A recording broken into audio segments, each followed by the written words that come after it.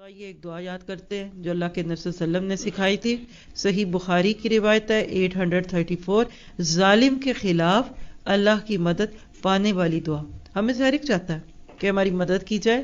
تو کیسے؟ اللہم اصلح لی سمعی و بصری واجعلہم الوارثین منی وانصرنی علی من ظلمنی وارنی منہ ثأری. اے اللہ میری سماعت اور بصارت کی میرے لیے اصلاح کر دے. یہ دیکھیے دعا کیا ہے کہ اللہ میرے کان اور میری آنکھیں صحیح چیزیں دیکھیں اور سنیں، اور ان دونوں کو میرا وارث بنا دے. یعنی یہ نہیں کہ زندگی میں میری آنکھیں ختم ہو جائیں یا میری سماعت چلی جائے.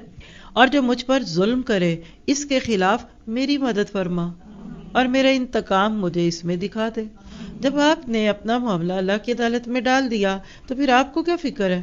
اس لیے بد دعائیں نہیں دیں بلکہ اپنے لیے دعائیں کریں، اور اگلے سے اپنا تعلق ایسا بنائیے کہ اس کی بھی ہدایت کے دروازے کھلیں.